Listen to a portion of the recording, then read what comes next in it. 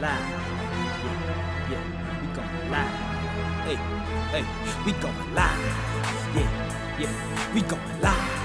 Yeah, we going. Yeah, we going. Yeah, we going live.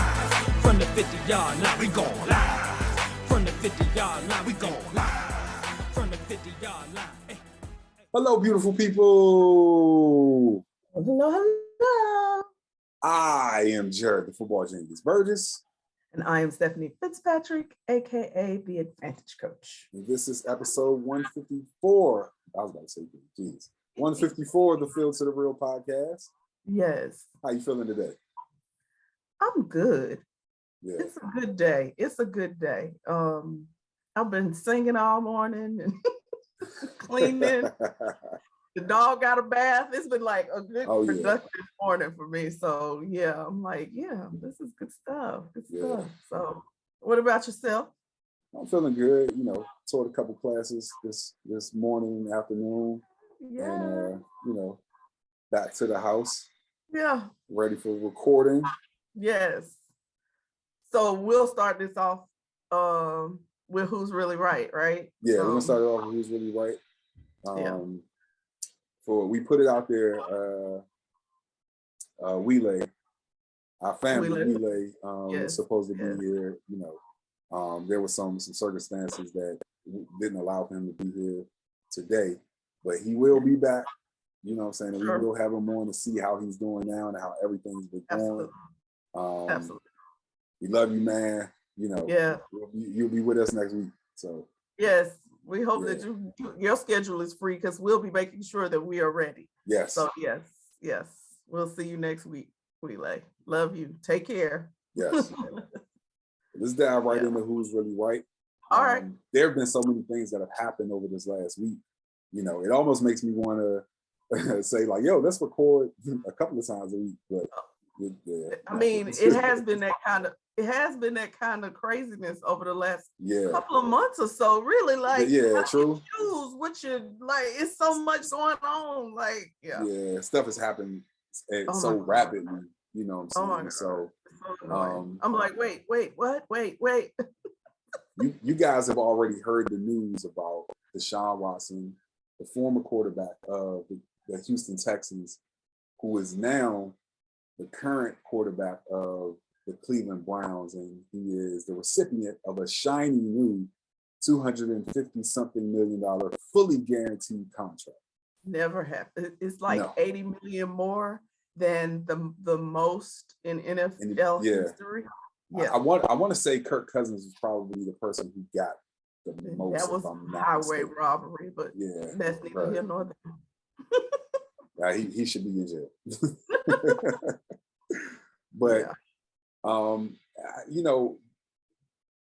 this signing has kind of been polarizing. You know what I'm saying? And so for one reason or the other, but we'll stick to reasons of football purposes.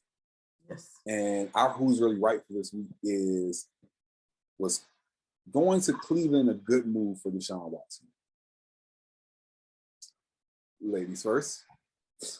So, let me start out by saying, as a Falcons fan, I was ultra excited at the idea that Deshaun Watson might come home and play for his hometown team.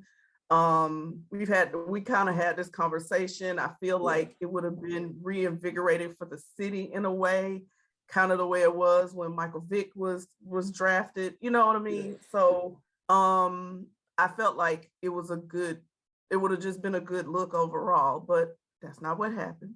No. And he ended up in Cleveland. Yeah. And I'm definitely not a fan of this for him.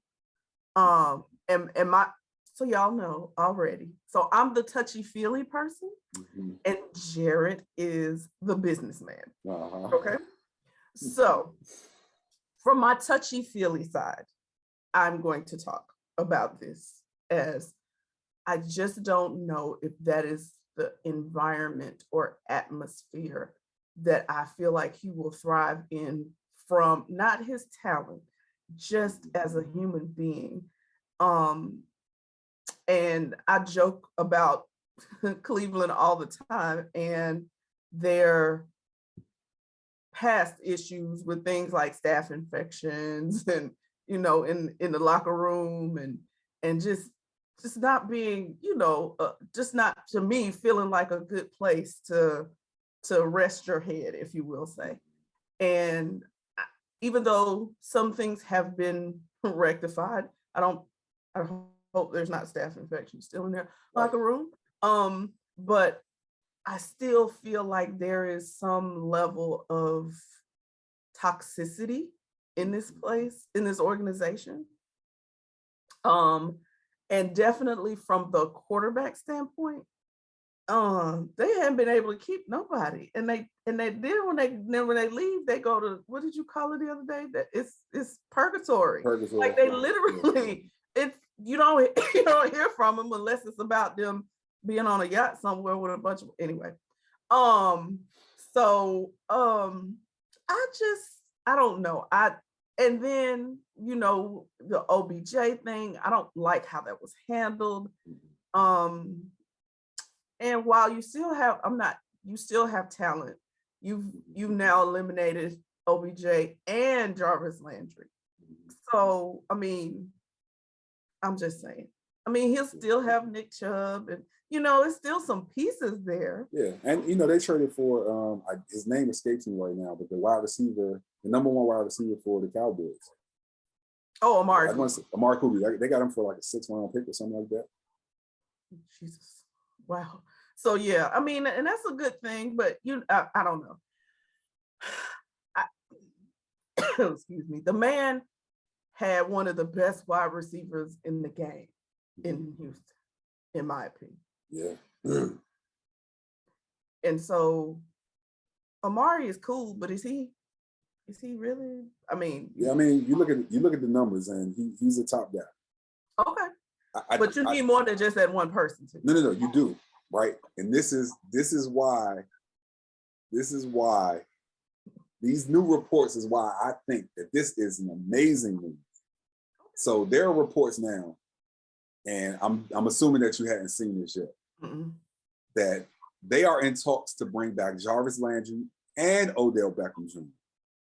Well, they might come back for him, right? Exactly, which is why. I mean, if they do that, it's great from a football standpoint. It's great, right? And so I think that a lot of the things, I think that one of the good things that we've seen, and we've seen it, you know, while like culture translates to winning, right? We saw what the culture was based on the wins and losses of how the Cleveland Browns organization was. Yeah. They got in a new owner, new GM. I want to say they went through and swept through the whole organization down to custodians.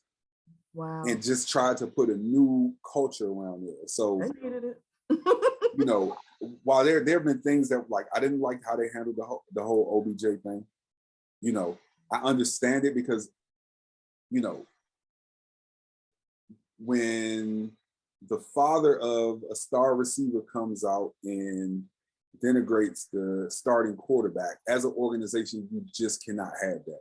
That creates so much, you know, distraction, and, you know, it polarizes the locker room. And so they definitely needed to handle that. But I think that the Browns were in a no-win situation because I think they understood that Baker had reached his ceiling. Yeah. But you couldn't just get rid of Baker where he was at that time. Mm-hmm. And so, which is why we saw that as soon as they had the opportunity to go and get Deshaun Watson right now still is a top 5, I dare to say top 3 quarterback in the NFL. For sure. You go and get him. Mm-hmm. No matter what you got to do, you go and get him. So you give him a fully guaranteed contract. You're like, come please. Yes. For 5 years, you go and get him. It only makes sense.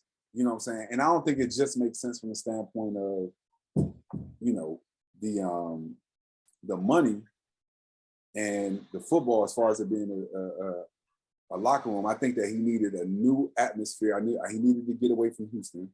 Oh, for sure.